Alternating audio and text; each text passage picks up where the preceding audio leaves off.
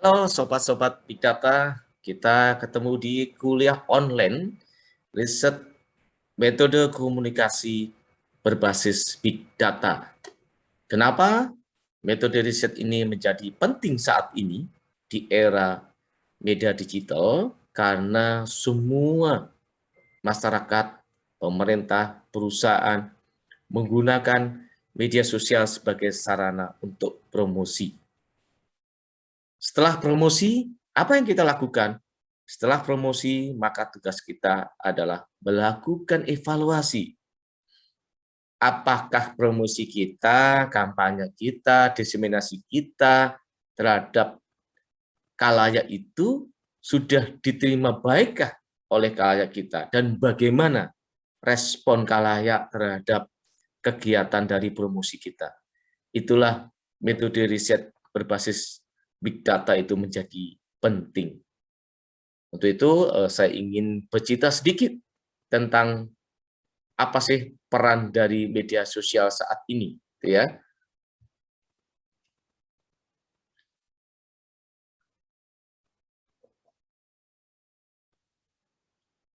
Bentar, sobat, masih ada kendala. Oke, ini. Jadi yang pertama, kita kalau ingin melihat bahwa peran media saat ini adalah yang pertama, mengubah struktur dunia dan sosial. Dengan adanya peran media sosial itu, struktur dunia dan sosial itu tanpa batas. Siapapun bisa berkomunikasi dengan yang lain, ya, baik itu di tingkat lokal, regional, nasional maupun internasional, tanpa batas. Dan kapanpun bisa kita lakukan. Itulah kehebatan dari media sosial. Seakan-akan dunia itu menjadi lebih kecil dalam genggaman kita. Itu media sosial. Yang kedua, menimbulkan cara baru untuk bekerja, untuk bermain, menciptakan makna, dan bertukar informasi. Misalnya, kita bekerja sebagai PR. Apa yang kita lakukan? Maka kita harus beradaptasi dengan teknologi media sosial. Kalau dulu kita itu memahami bagaimana citra perusahaan itu dengan melakukan sebuah survei, menyebarkan kuesioner, Google Form gitu ya. Tapi saat ini kami sarankan tidak perlu. Ya, lebih baik kita manfaatkan data-data yang ada di media sosial itu sebagai basis kita untuk menganalisis citra perusahaan. Ya, maka seorang PR, seorang marketing, seorang pengambil kebijakan harus beradaptasi dengan teknologi baru ini. Kemudian teman-teman remaja juga bermain game satu sama lain, yang satu di rumah sendiri gitu ya, yang lainnya di rumahnya yang lain juga terkoneksi satu sama lain. Itu media sosial. Kemudian menciptakan makna, bagaimana makna itu dibangun ya melalui media sosial. Bertukar informasi juga melalui media sosial.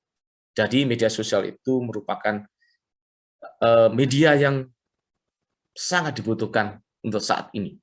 Kemudian yang ketiga, sobat-sobat digital, bahwa media sosial itu di samping mempunyai manfaat untuk menjalin pertemanan, promosi, media sosial juga memberikan kontribusi terbesar di dalam data sosial, namanya big data, yang berisi demografi pengguna, data perilaku, struktur jaringan. Untuk apa data-data sosial ini?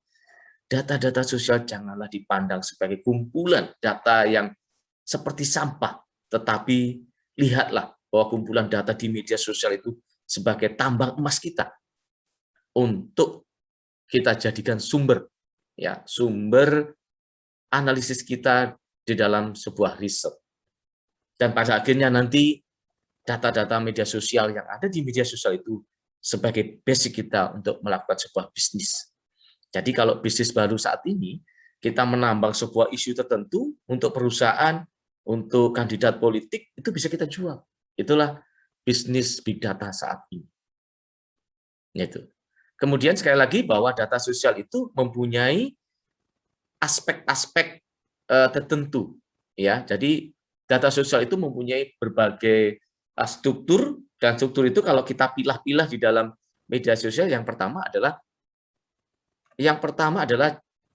jejak identitas. Jadi kalau sobat-sobat big data itu pertama kali masuk di dalam platform media sosial, misalnya Facebook, Instagram, Twitter, selalu diminta identitas diri kita, mulai nama, ya, jenis kelamin, umur, status kita, secara tidak sadar kita berikan kepada media sosial. Secara tidak sadar juga kita meninggalkan jejak digital di situ. Ya, dan itu kita bisa tambang, kita tarik untuk data-data kita ada di dalam sebuah riset. Ya, yang kedua, jejak berikutnya apa? Yang tertinggal di media sosial.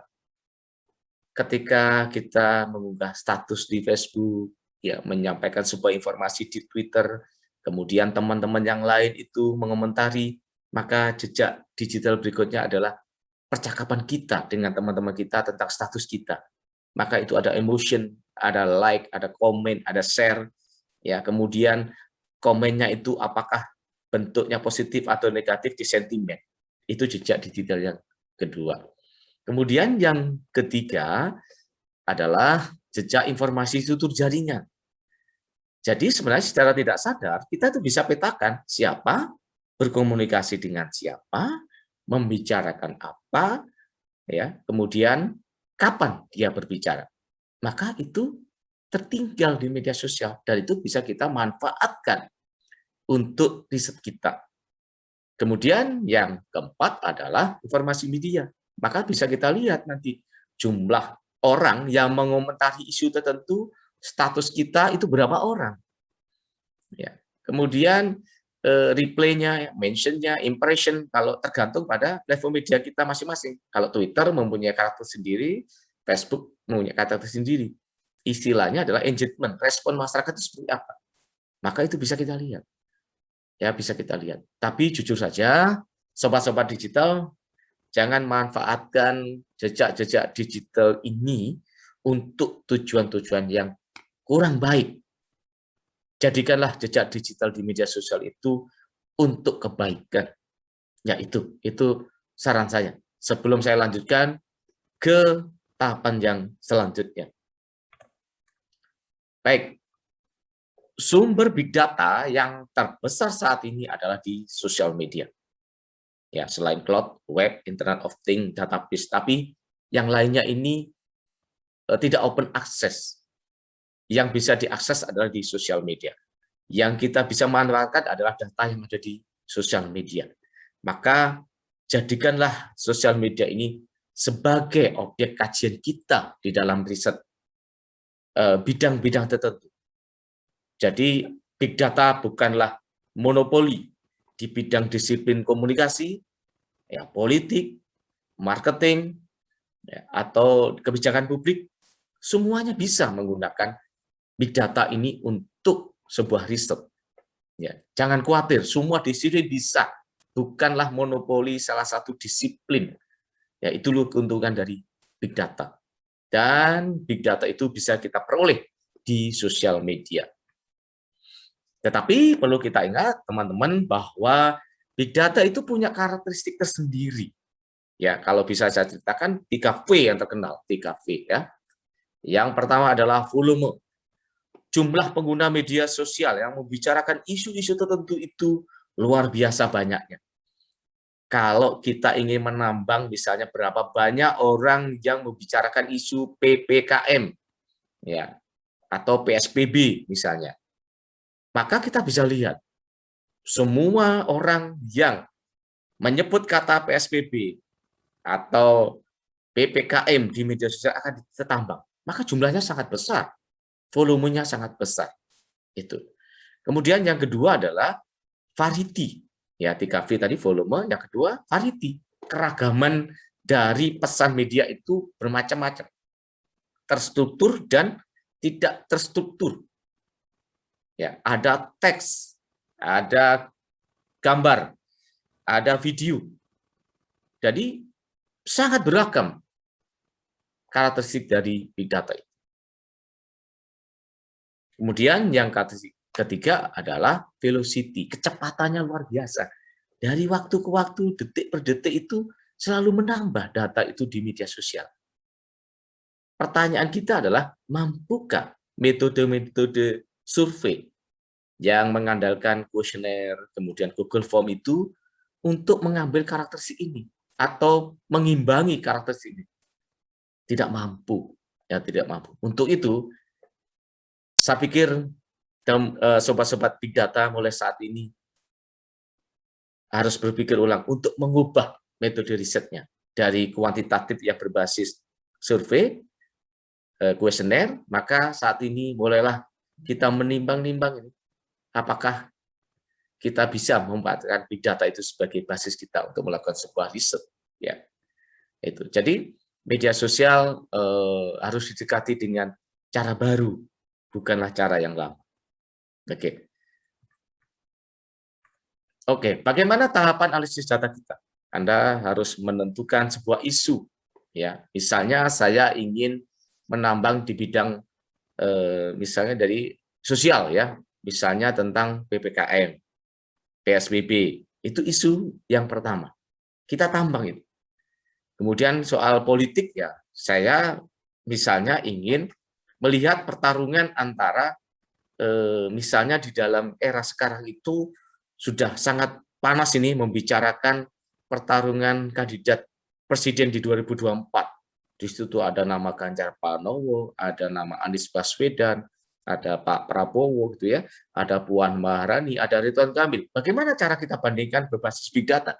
Bisa. Ya, bisa. Berbasis big data kita bisa membaca peluang-peluang kandidat itu. Siapa di antara orang-orang yang kita sebutkan tadi itu yang mempunyai peluang atau potensi besar untuk memenangkan pertarungan Pilpres 2024. Itu di bidang politik. Di bidang ekonomi. Di bidang ekonomi, sobat-sobat big data bisa melihat kompetisi antar brand, misalnya Gojek dan Grab. Ya, itu bisa kita lihat. Siapakah yang menguasai pasar? Kalau di pelayanan jasa pengiriman, ada kantor pos, JNE, JNT, si cepat, kita bisa bandingkan mana yang lebih banyak dibicarakan. Tapi jangan senang dulu. Kalau banyak dibicarakan di media sosial itu jangan gembira dulu. Kita lihat sentimen atau tone-nya. Kalau orang membicarakan atau viral di media sosial itu bisa viral karena kebaikan kita atau keburukan kita. Maka kita berharap kalau viral itu sebenarnya viral karena kebaikan kita, bukan keburukan kita. Kita lihat tone-nya, sentimennya. Dan itu bisa kita lihat di big data. Bagaimana cara kita mendapatkan data di media sosial itu? Tentunya dengan menambang. Menambang itu ada softwarenya, misalnya NoteSL, Netliftik, Brand24, Social Record gitu ya. Ini adalah software yang berlisensi. Semua orang bisa menggunakan, tidak perlu kita membangun sebuah program untuk mengunduh data, ini sudah tersedia. Yang terpenting adalah bagaimana cara memahami konsep-konsep untuk analisis big data itu jauh lebih penting. Ya, jauh lebih. Tetapi kalau teman-teman informatika itu yang jauh lebih penting adalah membuat program. Tapi bagi riset-riset yang bidang sosial, ekonomi dan yang lainnya, yang terpenting adalah memanfaatkan data. Yaitu bagaimana proses riset ya kita di dalam riset sosial selalu membuat pendahuluan. Jadi ada desainnya ya, desain big data itu ya sama seperti penelitian-penelitian yang lain yang membuat pendahuluan, kajian pustaka, definisi operasional, sampling sampai analisis sama ya. Kemudian setelah mengunduh data apa yang kita lakukan? Ya tentunya analisis ya. Apa yang dianalisis? Ya di sini ada data media, data perilaku, data struktur jaringan gitu ya. Setelah kita analisis apa yang kita lakukan? Kita visualisasikan dalam bentuk gambar. Misalnya kalau kita ingin memvisualisasikan siapa berbicara dengan siapa, kapan, ya, kemudian di mana dia melakukan pembicaraan itu semua bisa kita tambang dan kita analisis. Setelah kita visualisasikan, kita analisis, untuk apa? Hasil dari penelitian inilah maka kita gunakan untuk pengambilan sebuah keputusan. Ya, itulah tahapan analisis big data. Bagaimana cara kita melakukan penelitian big data? Maka kita akan lanjutkan di part 2 ya tentang metode riset berbasis big data. Ya, jadi sekali lagi nanti sobat-sobat big data bisa ikuti kuliah online ya, bagaimana cara kita menambang data ya, kemudian menganalisis, menginterpretasikan, kemudian memvisualkan, maka tunggu di episode berikutnya. Terima kasih atas perhatian sobat-sobat big data. Assalamualaikum warahmatullahi wabarakatuh.